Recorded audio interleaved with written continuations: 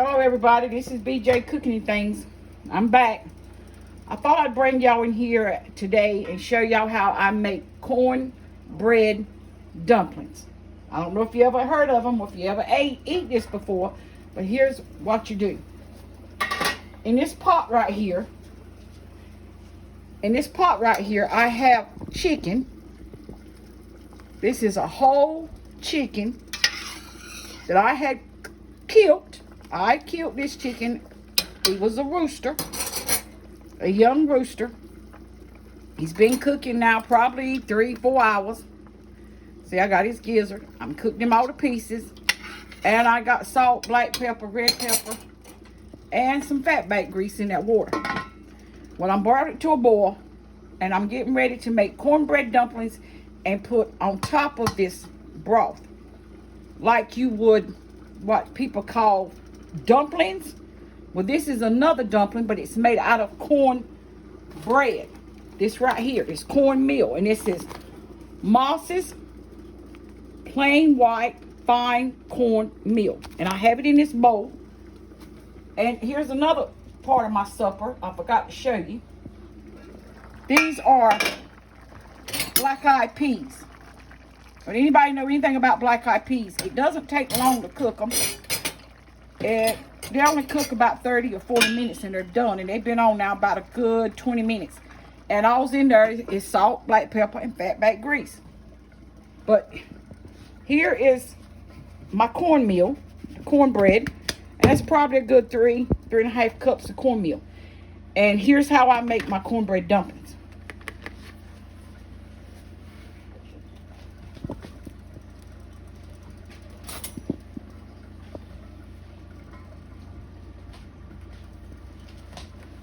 This is flour.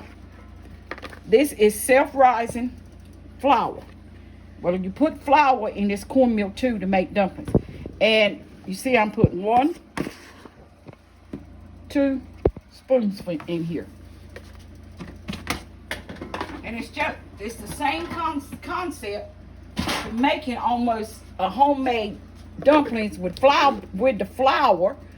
But only difference in this, you don't roll it out. And you put salt in it. This is cornmeal, flour, and salt. Mix it up. How much salt did you say in? This much, probably 4, 5 tablespoons, I don't know. But it takes a lot of cornmeal, to make dumplings. And you see I don't measure, I just eyeball it. And all you do now is you mix it with water.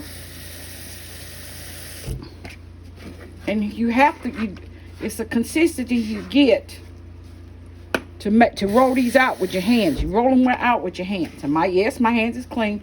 I just got through washing them. But it's not like making cornbread that you're going to eat. This is a cornbread dumpling that you, instead of using flour, I'm making cornmeal. And you don't use nothing but water. Nothing but water in this cornmeal.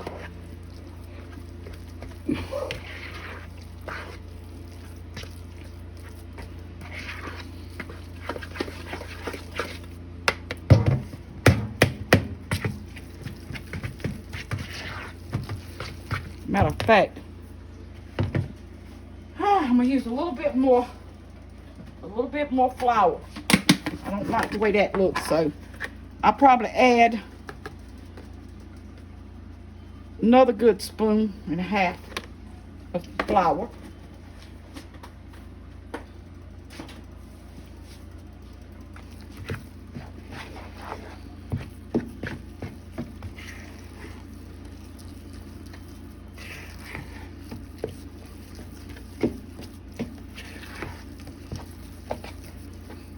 Anybody know anything about this? If you ever ate this before, drop me a line in the comments and let me know. But this is something my grandmother and my mother taught me to cook. But now, my grandmother really loved herself some cornbread dumplings, and she loved it on chicken. And when she would kill a chicken, she only could put them on, well, you can put them on old hen. You know, people know what old hens are. That's in the country. But usually, my grandmother would put them on a rooster like I've cooked here, a young rooster, or she put rice on it. But she really liked herself some cornbread dumplings. Go on this side, boo. Okay, I'm getting ready to drop them. Just like you would the flour, you have to have your water pretty well hot, boiling. And here's the way we do it. You want them at this consistency. You don't want them too dry and you don't want them too runny, because they will break up. And I'm gonna put them up a little bit higher. Bring it up just a little bit. Get it a little bit hotter. Let me check my beans, baby. I don't want my beans to cook out, because like I said, it don't take long to cook those. But this is the way. Now, sometime I can make mine a little bit drier than this, but they'll be tough. They'll be hard. But these here is a little bit moist. It's a little bit moist than what I usually make them. Now, I think this is pretty real. Got hot now. Let me see what I can do with this. See what I'm doing? You just make a patty in your hand, and you just lightly drop it down in the water. And when you're cooking it, one thing you don't do, you put a lid on it. You don't put a lid on it all the way. See that some of that's like it's breaking up. So what I'm gonna do now is use a little bit more cornmeal, because I don't want it to break up all the way like that. So I'm gonna make the batter just a little bit stiffer. But there's nothing wrong with that. All that will do, if it breaks up like that, don't worry, don't panic, because the more it cooks, the more that cornmeal is going to make a gravy in the bottom of that broth, and it will be delicious. If it breaks off something like that, it's nothing to panic about and have a fit. Let it fall.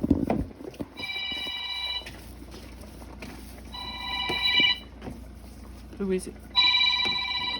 But that's a little bit better, but I still don't like it. I'll put a little bit more. But I usually make these up with my hand, y'all. I usually don't use a spoon, but I'm using a spoon today just because of the video. But I usually, as a matter of fact, I'm going in there with my hands anyway. This is the way I usually make it up. Just like this. With my hand. My hands is clean. This is old school, y'all. You get your hand in it, you can feel the texture and know when you got it right. Now this is more like it. Take your hand and then, this is about what I want. Then you can lay it down in there and it won't worry about it breaking up. You don't want it to break up and go all over the pot, but you want it to cook like this. See? You want it this size, and just drop it in the water. Just drop it in that pot with that chicken. And I've cooked my chicken. I've taken the skin off. Took it off the bone. Took the skin off. Took the blood vessels out. All the gristles and I discarded that.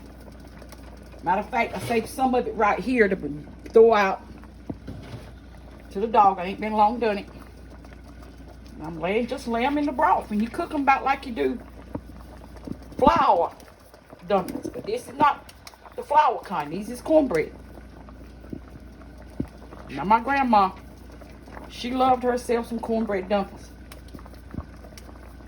And my mama too. The one that passed away 2023. She could make the best corn. My mother could make the best cornmeal dumplings that you could put in your mouth, and hers wouldn't be dry. They wouldn't be hard. Oh, they'd be so moist. But you also can make these dumplings, y'all, when you cook greens, mustard greens, collard greens. You can cook these cornbread dumplings and just lay them on top of your greens when they're cooking. And this is a way sometime my grandmother would cook them.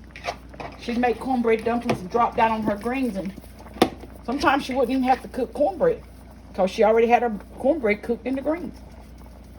I remember having them like that back years ago. Yep, my grandmother make them. She cooked this. She'd take this and these cornbread dumplings and she put them on neck bones. What y'all know about some pork neck bones? This is the way my grandmother eat pork neck bones. She had to have cornbread dumplings. She didn't eat rice on them, y'all. And I'm so glad, because rice looks, oh, it's an awful looking to them bones. Ugh, it looks like something crawling in them. I can't eat rice and neck bones. Ugh. And I probably got that from my grandmother, telling me she never cooked it. But her mother, she said, used to cook it, but she didn't eat it. This is what she ate on neck bones. Like I said, she drop them down on collards sometime, on mustard greens. All these things really good on some good old mustard greens, y'all. And let me tell you something else. See that little bit of cornmeal right there? Let me show you what I'm gonna do.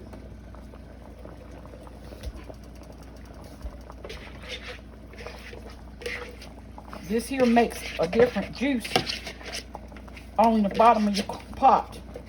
When your cornbread dumplings cook down, all you do is take that, pour it down on your cornbread, your pot. Oh, that makes the best gravy. I don't know why I tried to make that with a spoon. Probably because I didn't want people to think my hands weren't clean. But I always made dumplings. Matter of fact, even my cornbread, when I bake cornbread, the only time I don't put my hands in my cornbread is when I'm frying it. I don't fry cornbread and put my hands in it. But when I'm baking cornbread in the oven, I mix it up with my hands. Now, the next key to this is you put your lid on, not all the way. You don't put it on all the way like that. You'll crack it. Put a crack in it. Now let me check my beans. It might be about done. Yeah, just about. I'm trying to cook a gravy on them, y'all. So what I'm going to do is I'm going to cut them up. The key to cooking beans with a gravy, here it is. Make sure you got enough water in them. And always put warm water in your dry beans, y'all. I'm putting enough water in them now to make them start cooking again. And I'm going to cut them up because I want them to cook in a hard boil now. So I put the lid all the way on it. And when you cook them on a hard boil, that just makes the gravy, the juice just cook faster, and it gets harder, and the next thing you know, it'll get thicker and thicker. Once it starts boiling good, I'll lift the lid on this pot as well and let some air come to it, and it'll cook it as good. Now I'm going to bring it over on this side a little bit, because most of the temperature you see is on this side, the pot or in the middle. So I'm laying it on here, but you see how that looks? You see that broth? And that cornmeal right there that got loose? All you can do is just take your spoon, spatula, whatever you want, just press it up against your pot, break it up, and when this cooked down, that cornmeal that's loose will make a thick gravy. And all you do is just keep doing it like this. Make sure it's not, and it's not going to stick, especially if you got enough of water to it. It's not going to stick. And it's like regular flour dumplings. You can't stir them. Just let them cook. Let them cook down, because I'll cook almost all that water out of that pot. But how long would you say you want to let them cook? That'll cook about another good 30 minutes. Because I want at least over half that broth to cook down. Cook it down to, you want it like a thick gravy, about like you would your beans. But when it gets through cooking, those dumplings will be cooked all the way through.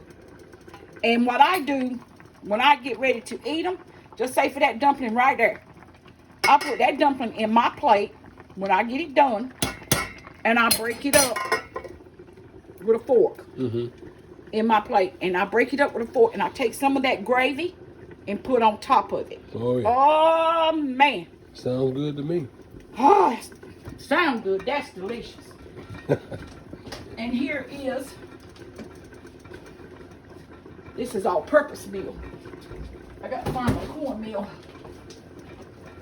Yeah, y'all, I don't buy beautiful canisters to put my stuff in. This is my cornbread. And I had bought a lady, or Oriental lady, I worked with at the prison system, bought this for me one day. And it had candy, like a Jello cups in it. And it was this here. See, it says jelly. And it had little teeny cups of this fruit, like a jelly in there. It was okay. But I brought this container home. And I washed it when I got through with my kids eating the little containers out of it. And I've been using it with this little cup for cornmeal ever since. And I buy self-rising meal.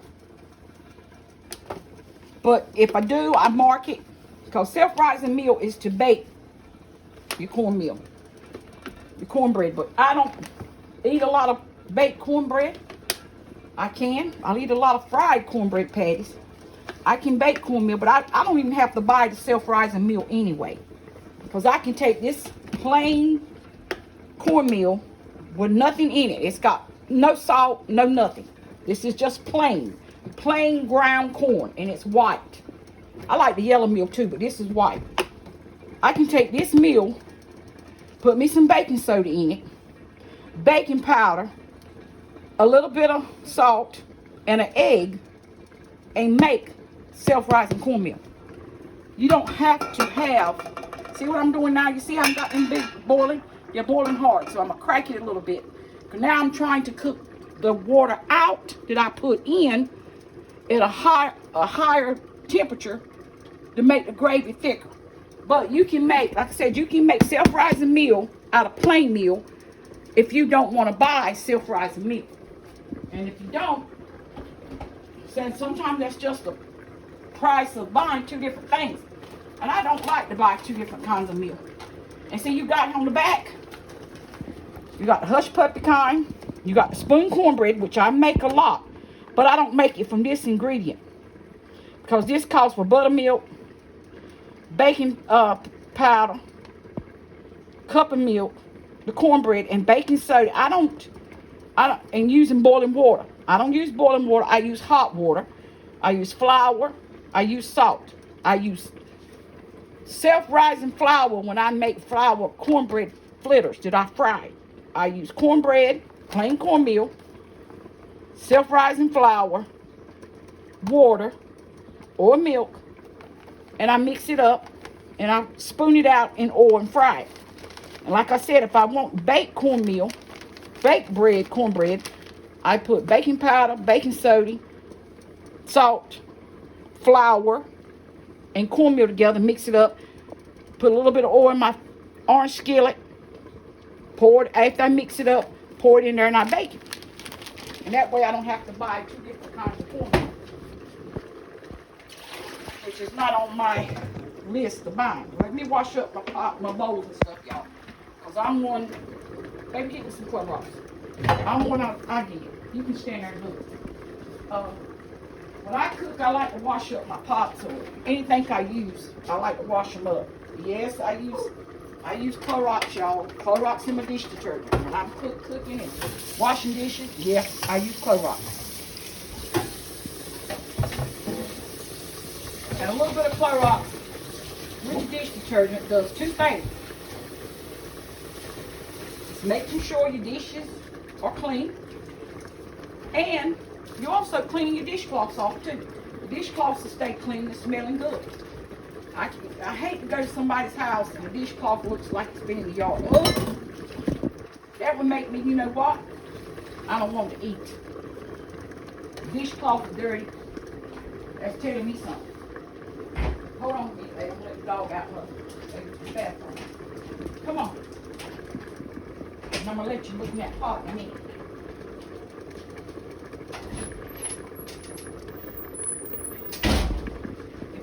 If y'all, anybody is from the old school, y'all, around my age, and had grandparents and they cook cornbread dumplings, put it in a comment and let me know where you're from and how you make yours. Well, like I said, my grandmother taught me how to do it. Not my mother, but my grandmother. Because my grandmother raised me. My mother didn't raise me, my grandmother did. See how this looks, and you just let it cook just like this. See, and they're formed a dumpling. They're not going to stick now for sure because they're almost done. You see, that dumpling is almost done. It's not going to stick now for sure. Whoops, excuse me, baby. Yeah, they're almost done as it is, but now you're cooking it down now just to get the juice, the broth down. Let me check my beans one more time. Let me get another. Well, I got to wash this one out. I'm trying to split that cloth soaking in Clorox. Mm-hmm. See what I'm telling you, y'all? See that? See that? This is what you're looking for. Just a little bit thicker. But you can't stir them. Because like these here are black eyes, and I'm telling you, they will, I'm going to cut them off. They will break up in a minute. And I don't like to eat broken beans that's broke up. Oh, I can't stand it. Get on my nerves. If I eat beans, I won't eat beans. I don't want to eat bean soup.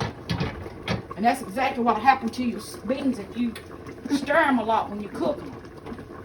They'll break up. You'll have bean soup. This right here is a little bit of fatback she cooked, y'all. Yeah, that's the fatback I cooked to get right I had to have some, because I don't know, my grandmother, and I've noticed the difference. I had to find out for myself, was it anything to what she always told us. When you're cooking a fresh chicken, or any chicken, matter of fact, if you're boiling it, when you first start boiling a chicken, it's got a very fresh smell to it, and it's got that fresh taste to it as well. And I'm like, my grandmother said to get that taste away, you always have to have some kind of oil to put in it when you're boiling it, not just butter. No, not butter. She says put fatback grease or lard in your pot of chicken when you're cooking. And it takes that fresh taste, that fresh smell that you might smell. I cannot eat a fresh chicken. If I cook chicken, especially boiled chicken, oh, I can't. If I smell it and I get that smell in my nose, I can't eat that meat. Because it's got a terrible taste. And maybe I was raised that way, I guess. I always done it. I never cook chicken and dumplings, no kind of chicken and dumplings, chicken and rice, chicken and noodles, anything without putting some kind of oil in it. And my grandmother would put butter in it. She just didn't believe in butter and butter only. No, she didn't believe in that. She wanted to cook with fatback grease. And you know you can make fatback grease if you don't have fatback. You can make your own fatback. And all it consists of is lard, pure lard. If you don't have fatback, let me tell you how to make you some fatback grease. Take your pure lard, put it in your orange skillet, put it on your stove, melt it down, put salt in your lard while it's cooking. Let it cook on the stove with that salt until it melts and start to burn just a little bit. Cut it off, move it, and then you got fatback grease. Because that's all fatback grease is anyway, is dried out fat that's being dried with salt, cured with salt. And once you cook it, the fat back is the fat back's gonna be lard. That's what it is. The grease is lard. Well, if you don't have fat back meat, like I said, and you want fat back grease to cook with, you can use it the very same way. You can make it the very same way I just said. All you got to do is have lard, and I keep a little bit of lard every now and then. I don't like to keep a lot because lard. People says lard's not good for you, but let me tell you, my grandma was raised on lard. My mama was raised on lard. I was raised on lard. I quit using a lot of lard and fat back when I had my children because my oldest child had pancreas problems. And every time she would eat some kind of pork, especially fat, like fat back or pig feet, pigtails, pig ears or something like that, or chitlins or hog maws, and I cooked all that, she would get sick and be in the hospital. And the doctor said it was coming from her pancreas. Her pancreas could not digest pig organs and pig fat. So I had to cut back on cooking with fat, and because years ago, I used to raise my own animals. Just like I said, I killed this chicken myself. I raised this chicken. Matter of fact, I killed 3. I got one more out there I want to kill. I might kill him later, but I had 4 roosters. And I killed 3 of them. That's one of them. I got 2 more in the freezer, but I'm going to give my brother one. But I probably end up having to cook it for him like I'm doing this one. But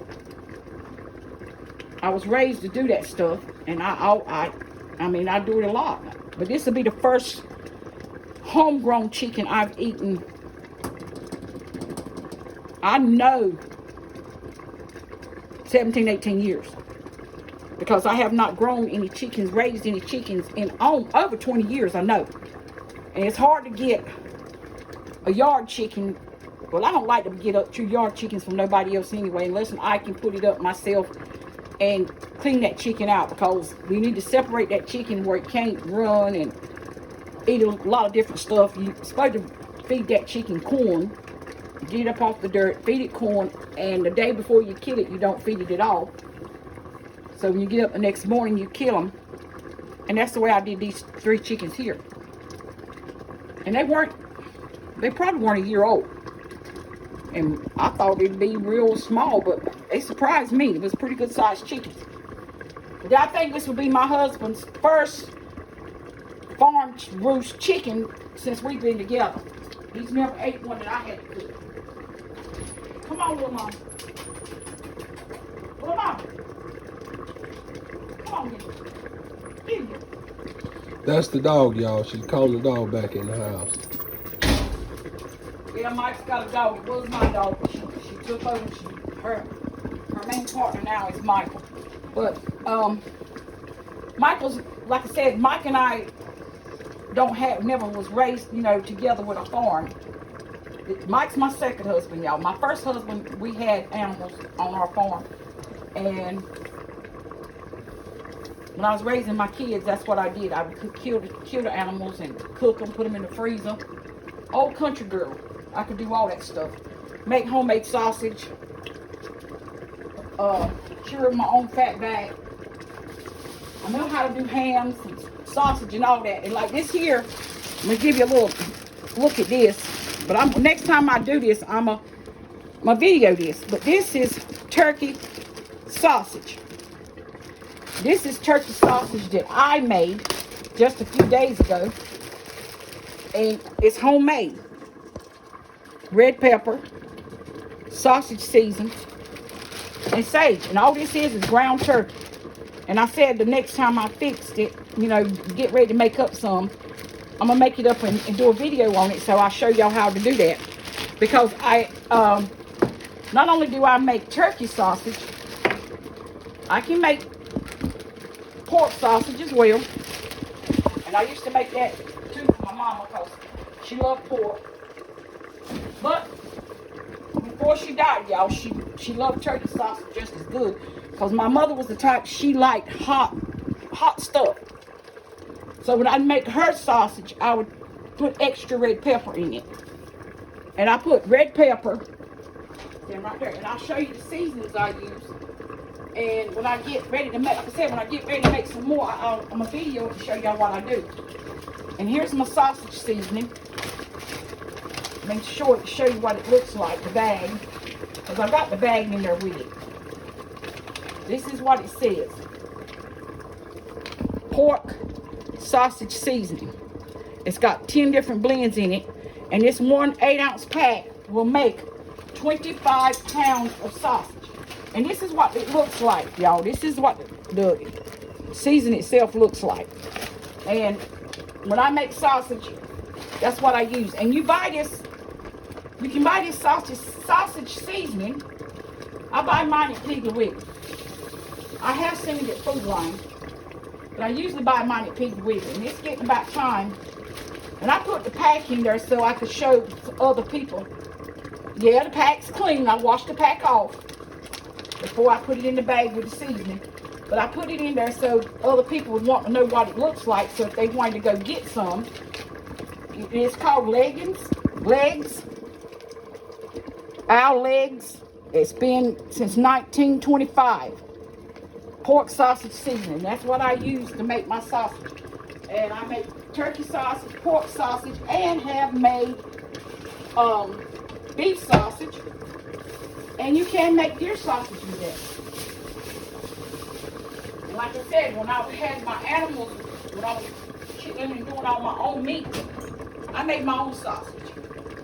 I made my own pork liver. Where you going? My own liver pudding. I made that too. I made hog head cheese. This is getting about ready, y'all. You see how this is thickening up now a lot, see? This is what you want. This is what you're looking for when it cooks down. You want that juice to get like this. So when it does cook all the way down, like I said, you put this piece of dumpling in your plate. You take a fork, press it and smash it up. Man, and put this juice on that dumpling. Oh my goodness. And you see, this is the chicken. It's cooked all 2 pieces. And like I said, I went through that chicken. Before I put these dumplings on it, I took the chicken and took the skin out, took the bones off, took the blood vessels out, and I threw all that away. And that's the way I do my regular chicken and dumplings. You want me to hold it? That's the way I do my regular chicken and dumplings, y'all. I just,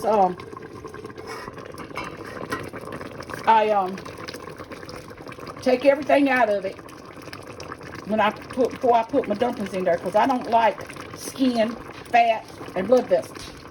Because if I see skin or blood vessels in chicken and dumplings, I can't eat it. Same way with chicken salad. If I cook chicken salad, make chicken salad, and if I see gristles and fat and stuff in my chicken salad, I can't eat it.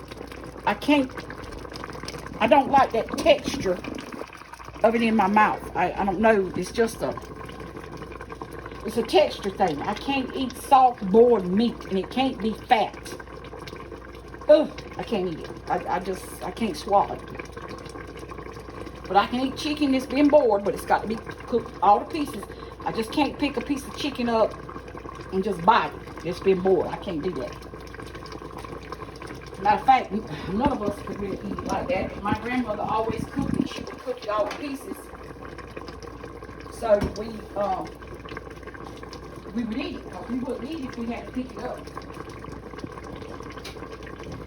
It's getting cold here, y'all. I mean, it stopped raining. Temperature's dropping. Supposed to get this cold weather again for the next few days. And it's supposed to change again. Yeah, I'm sweeping up a little bit, getting stuff up off the floor, but I'm trying to get it to cook where you can see what it looks like before, because I don't want to start another video. I'll let you see what it looks like. It don't be long, it'll be done. That's gonna be our supper. Cornbread dumplings, chicken, and black-eyed peas. But I started with a cabbage. You can have cabbage with it, but I just didn't want to cut up cabbage right now. But I'm gonna go. I think you get the concept of what I'm cooking. But I'll come back and just video the finished product, because I'm gonna cut it down just a little bit. But I'm gonna go on that, and once I get it completely done, before we serve it up, I'll take a photo of it, plate it up in my plate. Bye, y'all. I'll be back.